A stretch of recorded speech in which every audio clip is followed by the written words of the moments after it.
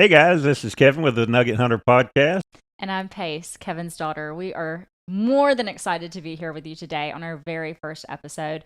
Today, we are just going to dig into Kevin's story and the Nugget Hunter and the Nugget Hunter book, all the things, just so you understand truly what our mission is and just how beyond excited we are to be here with you. So, Kevin, can you tell us what the heck is a Nugget Hunter?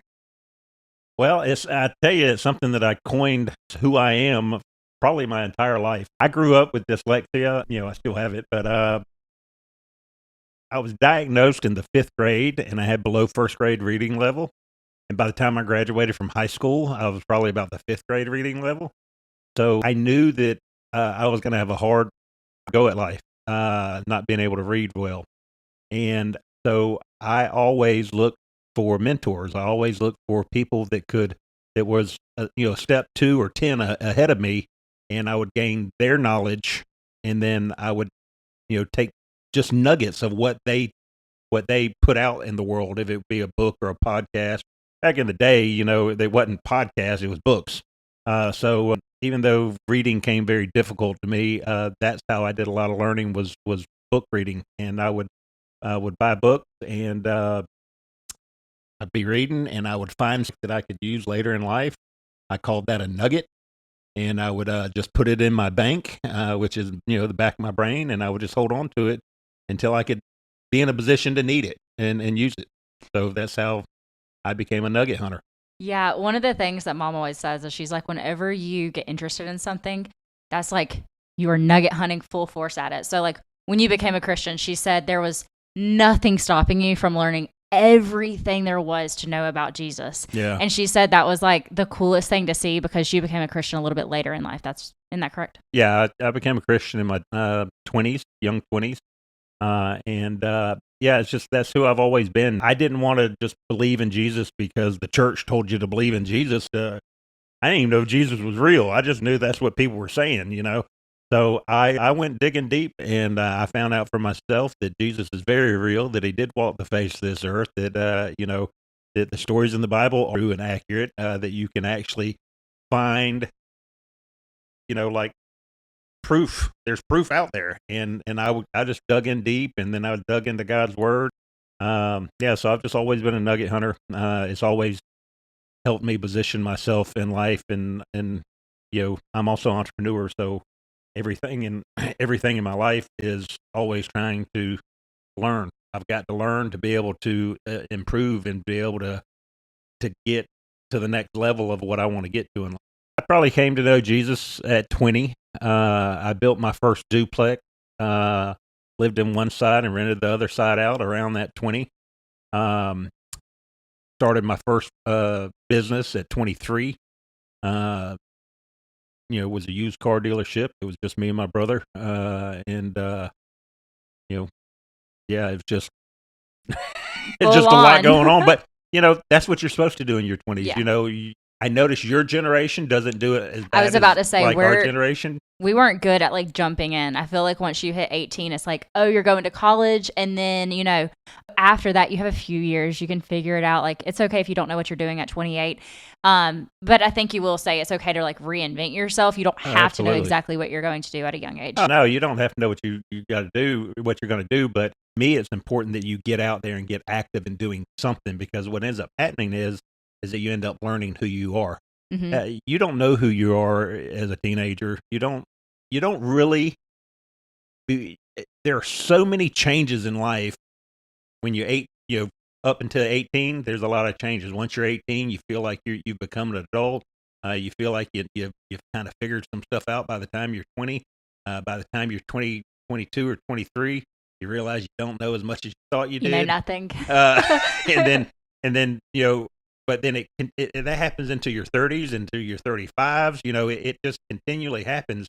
So the quicker you get into the real world of working and communication, because once you get to working, you're communicating with a lot of different people and doing a lot of different things. So yeah, I jumped into the real world pretty quickly. I felt like, what, 15? Like 15. Yeah. I was, flying out to St. Louis to meet people with First Form and learning how to communicate on that front. It was definitely a learning experience. I remember I would get very flustered. Honestly, I'm flustered on this podcast today. My throat kind of starts to close up.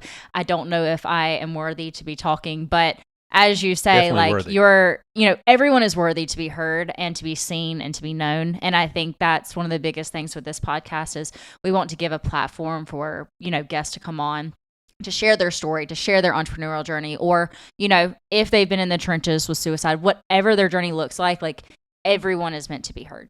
Absolutely. And my thing is that everybody has their own story, their own testimony that they're going through or that they've gone through. And they've got nuggets that they've picked up along the way, and it's nuggets of truth. So they have a voice to be able to share that nugget of truth and help somebody else avoid that pitfall in their life. And that's what I'm about. I'm about, a lot of people will not go out there and share about their addiction, share about their depression, and share about their suicidal thoughts and whatnot, and share about all their valley experiences. But I'm all for that because that's where you find the nuggets of truth to help other people avoid it in their life. What were like the addictions and the depression? Like, can you dive in a little bit into that part? Well, yeah, I mean, I'm known for all my life that have a very addictive personality. So I never got into any hardcore drugs or anything like that. It was alcohol. My whole family has a tendency to drink a lot of alcohol. It's always been prevalent, and as a young kid all the way up. And you tend to pick up what your parents model. And I wanted to break that, what we call generational curses is a big statement that's out there these days on in the world, and I wanted to make sure that I help break that generational curse for my kids. I don't want y'all to be dependent on alcohol the way I have been, but I was drinking minimum 12 beers a day, but more likely I'm drinking 18. I bought a case of beer every day. I had to buy a case of beer every day. On the weekends, I'd buy two, depending on what we were doing. So 18 to 24 beers was very easy for me to drink on a day, on a weekend. 18 during the weekdays. Basically, get It was home your and water. yeah, it was my Yeah. water. I didn't drink water at all. I didn't drink anything but beer, basically. And I get home from work. If I get home at 3, I'm drinking a beer. If I get home at 5, I'm drinking a beer, and I drink until I go to bed. Uh, that's just kind of what I did, and a huge. Well, you can speak on this. It wasn't a huge issue like you would think of an alcoholic, but it did create issues. It was more for you. I think it was more like numbing out because it wasn't like you were like drunk, falling all over the place. Like it was truly like he would just, silencing the it was, voices in my head. I had and it's like it would silence for a minute with the drinking, well, right? you get him drunk anyways. Yeah. You He get him- can't make you as get- much sense. Yeah, you get him drunk Yeah. anyways. But I don't know if it silenced it or if it just compounded on it. Really, Mhm. I think it's doing. You think alcohol is doing one thing for you, and it's really having a adverse effect on you. Mhm. Oftentimes, you think that alcohol is making you more energetic or sleep better. Alcohol, I sleep. I quit drinking about 4 years ago, Mhm. maybe. I sleep better than I've ever slept in my life Wow. without alcohol. Mhm. But I used to say I just need to drink to be able to get sleep. And So that's because the bitch voice was so loud you couldn't sleep, yeah, right? yeah. I mean, the bitch voice yelling in my ear all the time. For the longest time, and until I found my warrior voice, I didn't know how to shut the bitch voice down. And until Andy Frisella with the Real AF podcast, he's on our First Form. That's who I was talking about earlier. Yeah, When I was 15. When Pace was 15, she was going out to First Form. She was a Legionnaire for them. At the time, she was the youngest Legionnaire, which a Legionnaire is, a local rep to rep their vitamins and their supplements, and living the life of Mm-hmm. the Pretty much brand, I first guess, form living is the like, brand. Yeah. it's just having that warrior mindset versus that bitch mindset. Yeah. I mean, I didn't really know the terminology at 15 either, but Andy in his podcast, he's always kind of said it without me even realizing it. Yeah, I mean it. So Andy, through his podcast, he talked about balancing the bitch voice and tapping into your warrior voice. Well, uh, that was terminology that stuck with me to give what was going on inside my brain, or going on inside spiritually with me. It gave it words and meaning, gave it name, and so I see it more as a spiritual fight, uh, through good and evil, and I feel like the devil. It says in the Bible that the devil comes to steal and destroy, um, kill, steal, and destroy. And I believe that that's what he does in the spiritual battle, as he tries to get you in a negative mindset. He tries to make sure that you don't believe in yourself, that you don't believe in your calling, that you just you get in the rut of life, just trying to survive till the next day or survive till the next paycheck. Mm-hmm. And you lose your calling, and that's what he's trying to do, in my opinion. So once you realize that you have a bitch voice and you have a warrior voice, and then you realize that you are the only one that can control those two voices with the help of the Holy Spirit, but but you can shut that bitch voice down by tapping into that warrior voice. And so, in my book it says, I knew I was going to feed one of them, and Mm-hmm. one of them had to die. And I chose to kill the bitch boy. I don't know if I said it in the book or if I just said it in conversation, but I have taken that bitch voice, wrapped him in a plastic bag, tied a center block to him, and threw him over the bridge into the ocean. It's no longer a part of my life. I can tell when that voice is creeping in on me, and I just rise my warrior voice up. I tap into the Holy Spirit, and I say, Lord, help me shut this voice down. Help me to overcome these fears or whatever I have going on inside of me, um, and help me push through. And it just silenced, just like that. How did that process of killing it? How did that go, and what did it look like for you? Well, before I even knew what it was called, I didn't even have a name for it. I just thought that I had one voice in my head, and it was my voice, and that it was a negative voice. When I got depressed, Mm-hmm. I went through about 8 years of battling depression and suicidal thoughts. And before that, all I had was a warrior voice. Didn't know that was the name of it, but all I Yeah. had was a warrior voice. I was out there kicking ass, taking names. But then my dad got sick with cancer, ended up passing away. Uh, Me and my brother were in business together. We ended up having a bunch of issues after that with family affairs and with our business and hunting land and everything that we had. They say hunt land is one thing that can definitely break a family up or friendship up, and business can too. And that's exactly what happened. And so I had dealt with the bitch voice for the first time in my life, I think, when I got into depression, and it it wrecked. The devil had a chokehold on me. I got to a point where I was waking up, taking pace school, coming back home, and I owned my own business, and I had a team, and they could manage everything, and I was setting it up for them to be able to manage everything, where I wasn't having to be there every day. But what ended up happening was, is I was going back home, getting in bed, and I couldn't function. I would sleep. I would stay in bed all day long till my wife would end up calling her mom to come over to our house, wake me up to make sure that I was up and out of bed before my wife got home with 2 kids, so they wouldn't see the struggle that I was going through. But but so, anyways, the the question was, how did I battle through that or Yeah, something like so that? like when you realized, when you put a name to it, that it Well, was the bitch voice, I like one thing I specifically remember, and I feel like this was more recent than like I feel like you'd already like chucked the bitch voice out, but was I was being a bit negative, and you were like, "Hey, I got to step out. Like I'm like pruning myself from negativity, and like I truly can't be in a conversation with it." So you like stepped out, and I was like, "Oh, yeah. So okay, just negativity in general, I will not allow it around me. It's yeah, just not something that I'll allow around me. mm-hmm. I have fought too hard to get my head clear and to my heart clear to not be in a negative environment. Doesn't mean we can't talk about things that may be negative, but I'm not going to be around negativity. Mm-hmm.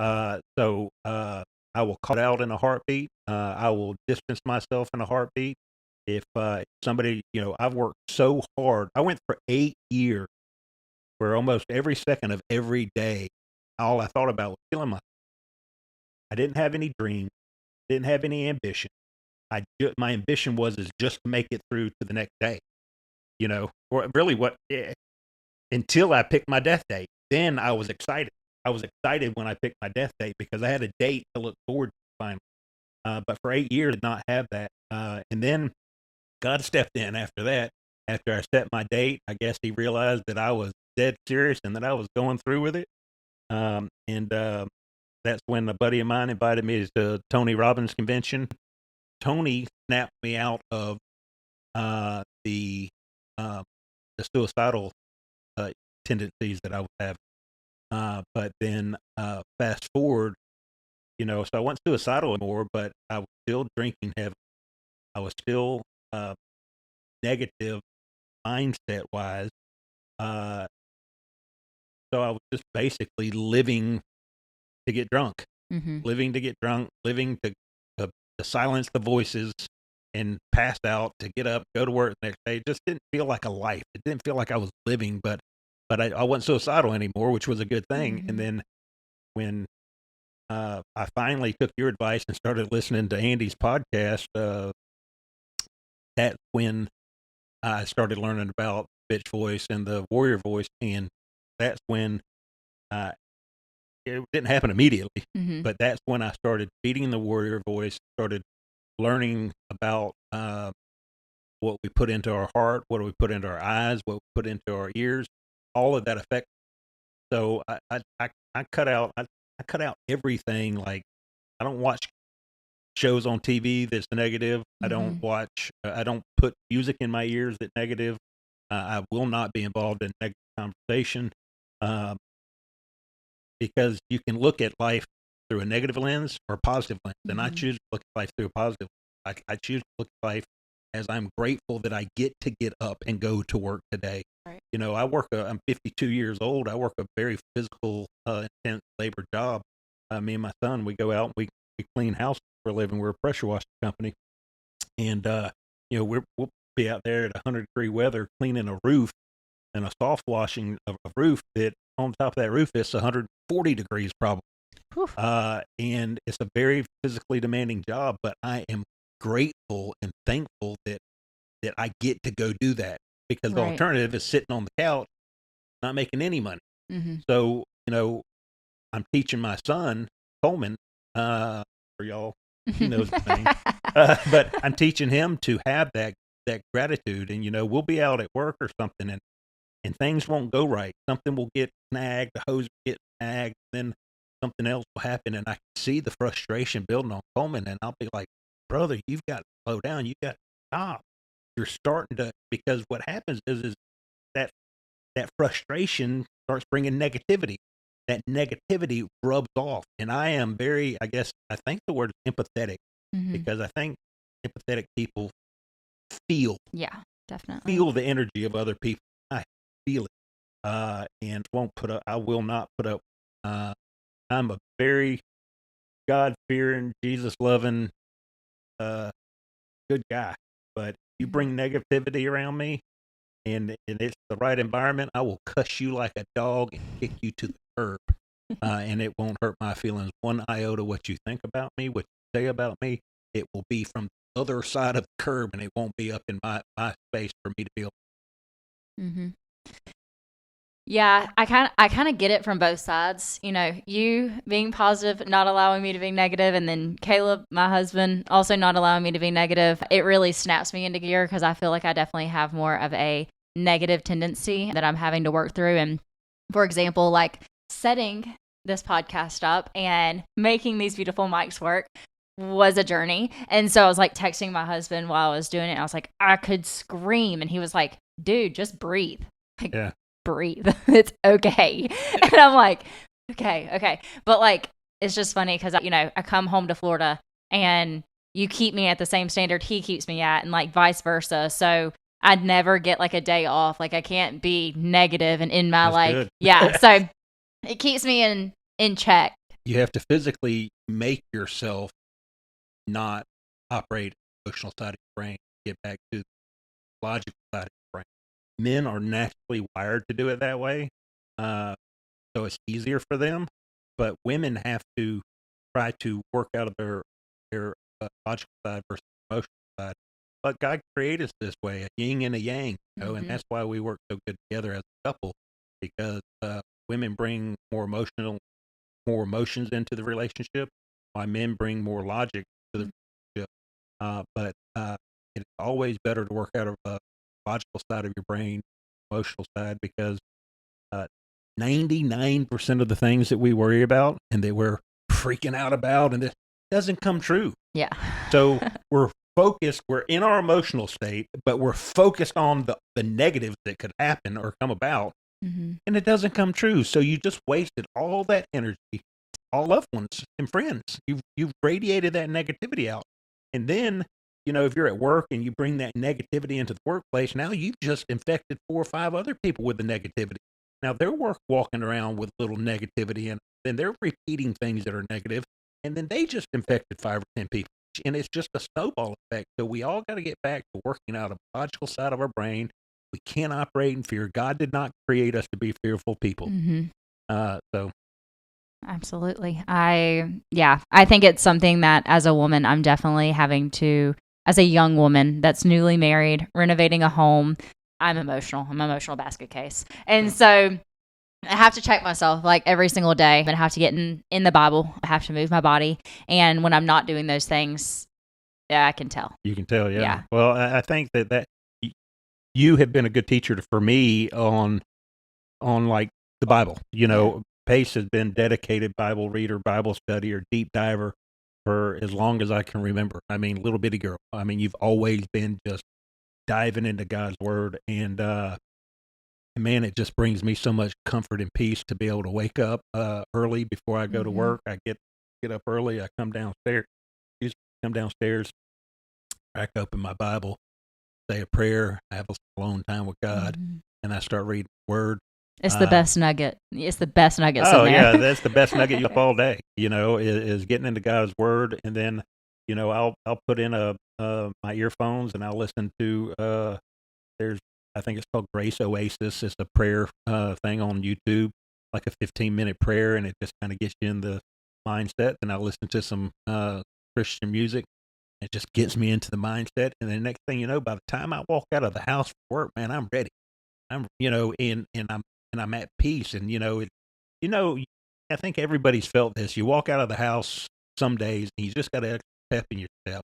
And when you're at the gas station, hey, how you doing? And hey, man, I like that shirt. You're just being loving, and you're being that light in the world. Yeah, you're being that light, and it's hard to be that light if you don't start your day off right. If you don't give yourself some time to go on with, find your center piece of gravity, get grounded. Yeah. If you don't find that before you start your day, any little thing can set you off. Any little thing can take you off course. So start my day off the right way. It sure helps me finish it the right way also. With that being said, let's move into the conversation about moving our body. And did that, you did 75 hard. Did that help you in silencing the bitch voice? Because it personally helped me knock it out the park. Oh, well, the 75 hard was absolutely the tool that was used to silence the bitch voice. I did fail 75 hard, just a full disclaimer. There's like 5 or 6 things that you have to do non-negotiable. One is you have to be on a diet. You get to pick the diet, but there's no cheat days, and you have to stay true to that. You have no alcohol. This is when I was in the process of stopping my drinking. So you have no alcohol. You're on some type of diet and no cheat days. You have to have 2 workouts, 45 minutes long each. One has to be outdoors regardless of the weather condition. Not under like not a under patio, awning nothing. or anything. It's outdoor in the elements. And then you have to read 10 pages of a self-help type. What book did you choose? Oh my gosh, it was a great experience, but I've got dyslexia, so reading 10 pages of anything at one time, and ADD and ADHD and all the other stuff that but reading 10 pages of anything is difficult. But I chose to read the Bible, And man, it was a challenge because it's 75 straight days and 10 pages is Like a there's a lot lot. of words on one page of the Bible. Yes, there's a lot of words. I should have picked a book with words like about that big, but it was good because it got me back into God's word, and that's what I wanted. I wanted to challenge myself, and that's what 75 hard. A lot of people think of it as a fitness challenge. I didn't see it anything about a fitness challenge. I saw it as a mental toughness challenge, which is exactly how Andy Frisella describes it.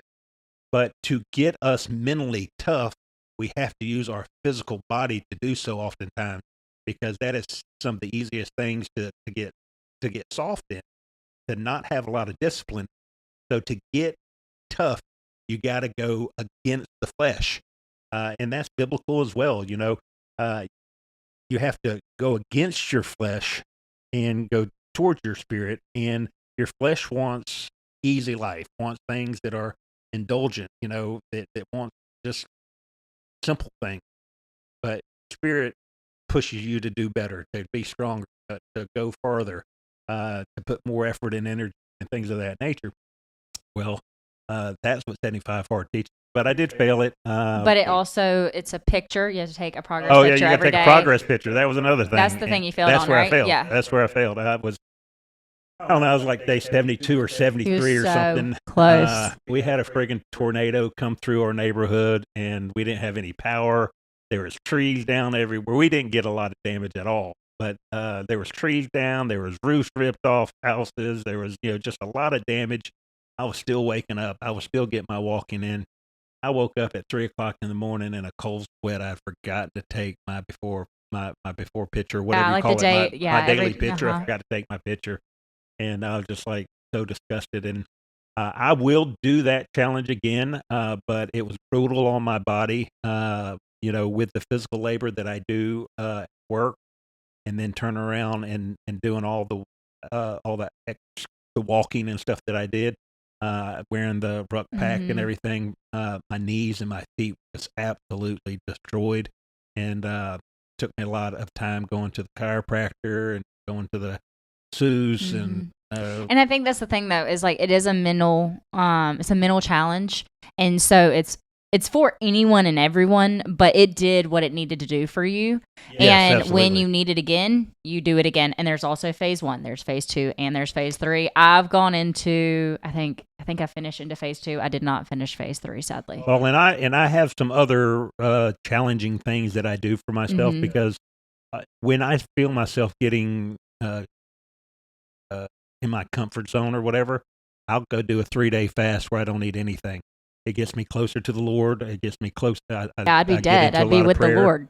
Do what? I'd be dead. I'd be with the Lord. No, so I do. So I do quite often now that I started after 75 hard, was coming into 3-day fast, just not eating anything and just getting really close to the Lord. I believe probably right around the 1st of July, I'm going to do a 21-day fast, which is a completely different type of fast. I'm going to do what they call the Daniel fast, and is what I'm going to do is I'm going to eat a very bland. I like to eat, if you can't tell.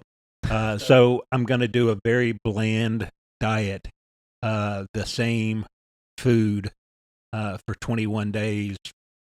Both meals a day. I only eat twice a day, but both meals a day is going to be the same exact meal for 21 days of bland food, so I can challenge myself to resist my flesh and get closer to God through the Spirit of when you're denying your body of things that it craves.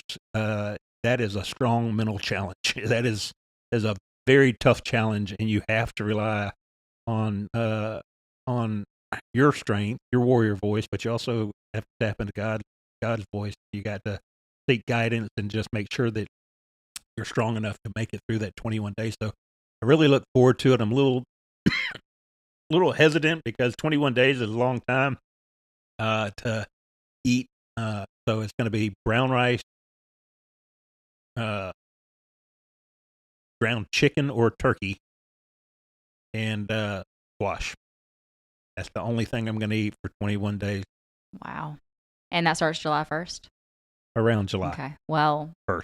we're recording this a little early, so Yeah. he's like really close to it once this I'm in launches. prayer about it right now. Yeah. Yeah, I'm just in prayer about it right now, but I definitely feel like that would be something that I'm going to end up doing for sure.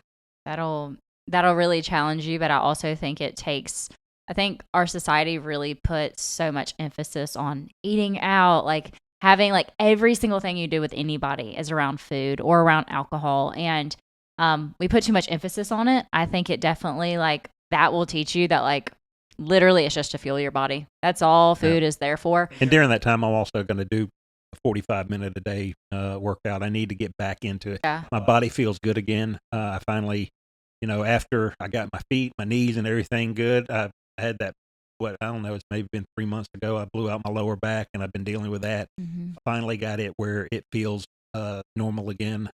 So I'm going to be doing 45-minute a day workouts, and I'm going to be doing the eating and also just a good, probably a good 30-minute alone time with God, word in the morning time. Wow.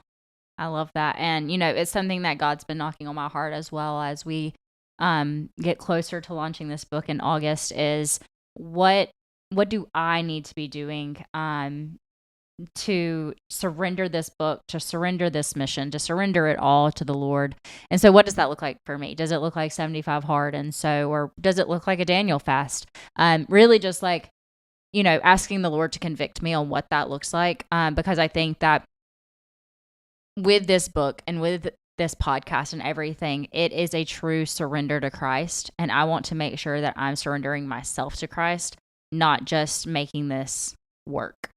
No, well, I mean, that's the whole thing is one of the cool things for me and just for education for y'all out there is that this is all very new to us, but it's a challenge. It's something that we are learning every day. Just even me being up here speaking to y'all, this is not natural or comfortable for me. This is not who I really like to be. I can do it. I'm just not. This is not something that is easy for me.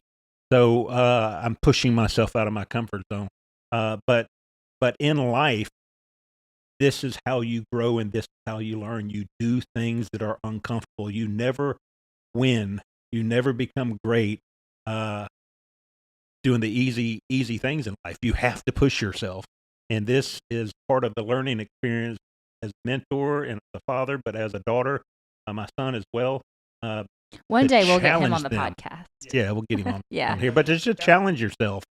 We should always be challenging ourselves. We should always be learning. This digital world of podcasting and information being shared in this way. This is the new thing. This is where the world is going. So why not go ahead and get your voice out there and get it be heard, especially if you have a message to share. And I feel like with 32 years of nugget hunting as an entrepreneur and just as a husband and a father and a Christ follower, that I have something to share. Yeah, I'm really excited for everyone to hear, more about you, more about the information that you have up here. So much of it. You should see his notes section on his phone. It is crazy. It's quite overwhelming, actually. Well, and it's gotten smaller since you got me Google Drive set up. But I was looking in my notes the other day. I was putting some notes in there, and I think I got about 1,400 in-depth notes in there. And guess who gets sent that to really like organize it? Oh, that's why we got Google Drive now. Yeah. So I try to keep it separated now, where she can just go into the Google Drive. But I'm always working on trying to be better, to do better. And, one of the reasons why she is she's, so the other things that we're learning, with me writing a book, I've got another book in the hopper, but I'm working on it. But with me writing this book, The Nugget Hunter, Pace is learning how to market it, how to get it out there, how to launch the book, how to get interest in the book. Those are all things that are valuable lessons to learn as an entrepreneur, how to get your message heard. because you can have the greatest product in the world, you can have the best book in the world, but if you can't get your message heard, then it's all for naught, you know? Mm-hmm. So we've had a very strategic launch here for the book, and we did a pre-order that happened on Father's Day, and it was so successful and blew me out of the water. I cannot believe, like, and it not only is not a testament to what I'm doing necessarily, it's more so like the testament of who you are as a person and the fact that so many people want to hear from you.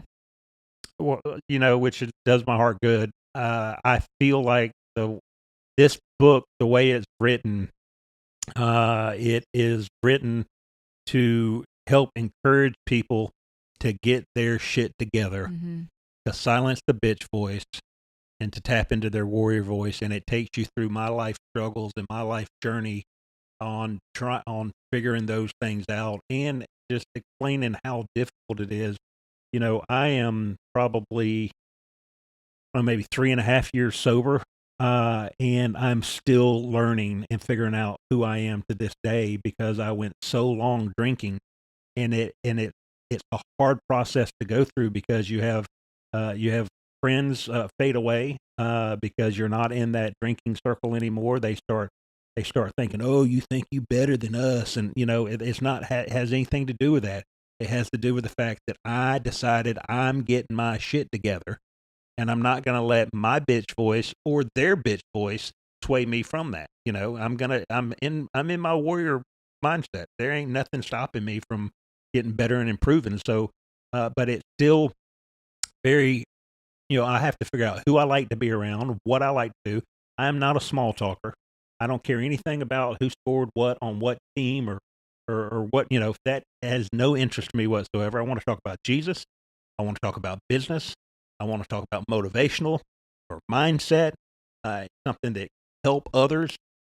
That is what I'm all about. I'm not about any small talk, any gossip, and that is hard when you are that type of driven person trying to figure out where you fit in this world because there's not a lot of people out there that are that way.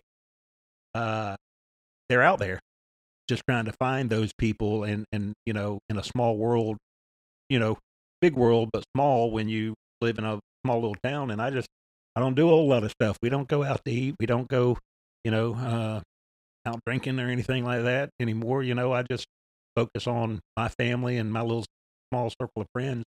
But this is a way for me to get the message out to others as us doing this podcast and writing this book. Mm-hmm. And a lot of people want to hear from you because our life changed very quickly. I believe it was 2012.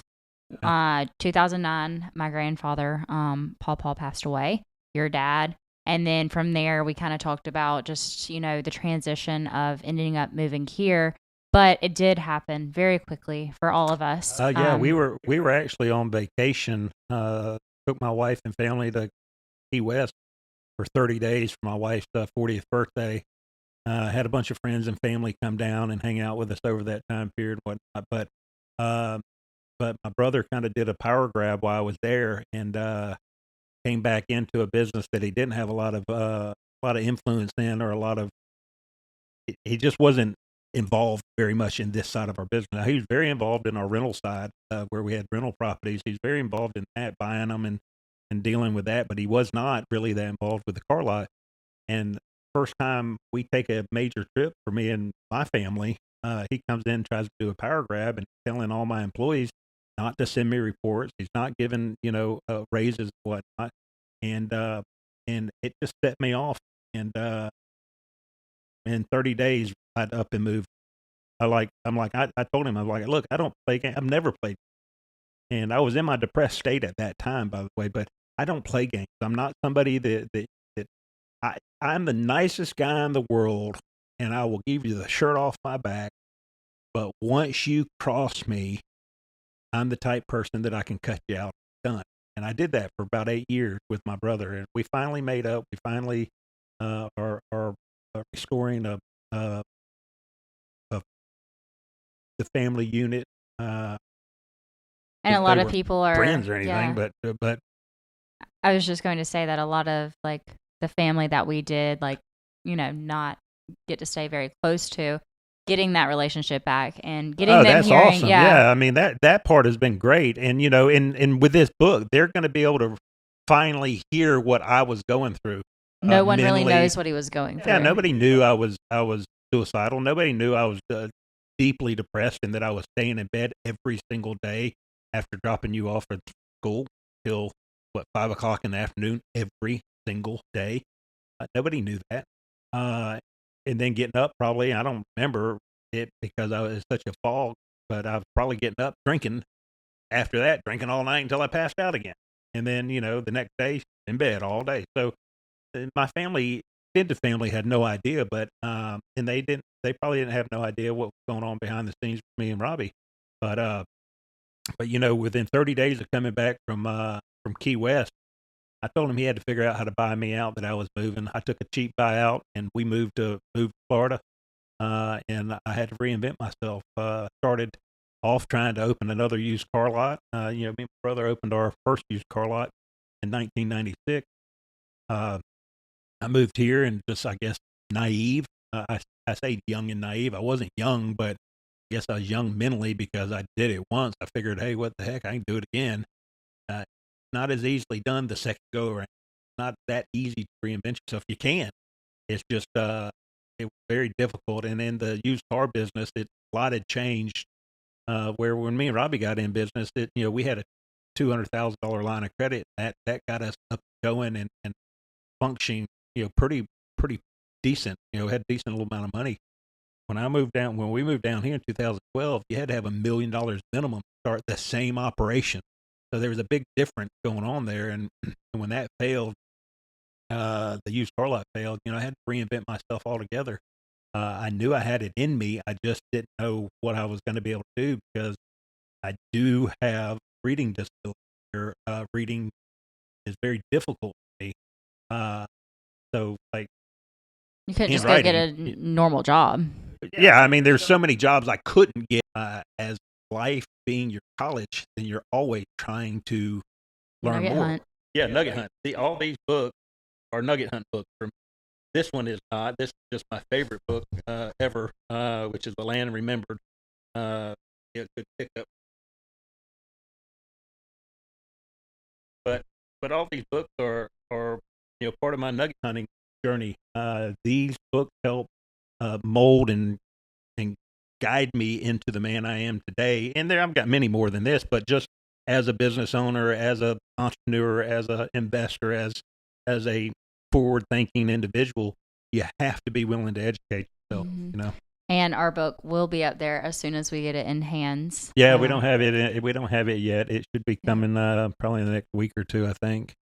Really, really excited on that. Yeah. I'm really excited for what this podcast. We're getting some private copies, but it's not actually being launched until August. Right. Yeah. Mm-hmm. Yeah. But I'm going to have a few private copies sent to me early, just so I can pass out to a few local people and family members, things like that. And then the actual launch is first August. Mm-hmm. But it is already on pre-order if you want to make sure to get a copy. Pre-order, and with the pre-order, we'll go ahead and send you the PDF copy. The book is not about making money for us. It's more about just getting the message heard. I believe that it will influence people in a positive way, and I want to get this message out. I think it's going to help people get shit together and tap into that warrior voice, shut down that bitch voice, and I want to get that message out. So, if you do buy the book, 25% of the proceeds actually go to fighting, help fight addiction and suicidal issues. We'll have charities that we'll be donating to on that front. It's just been a blessing to be a part of writing this book, and God giving me this word, and then you helping me get a platform together to share it with the world.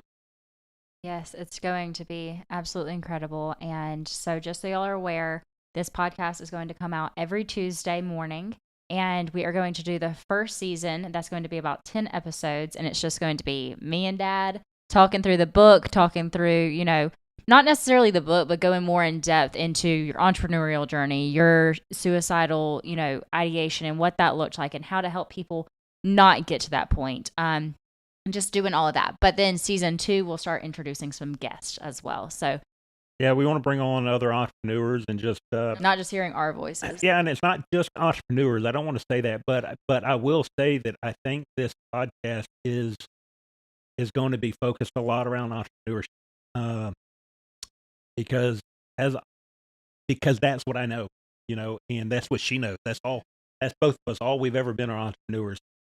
So we can speak from that light, and you know, there's the statistics of entrepreneurs being. I don't know the statistics right off the top of my head, but being more suicidal, entrepreneurs are more suicidal than any other group out there. Being addicted to drugs or alcohol, entrepreneurs are more likely to be addicted to drugs or alcohol than any other group out there. So we're going to be speaking from an entrepreneur standpoint.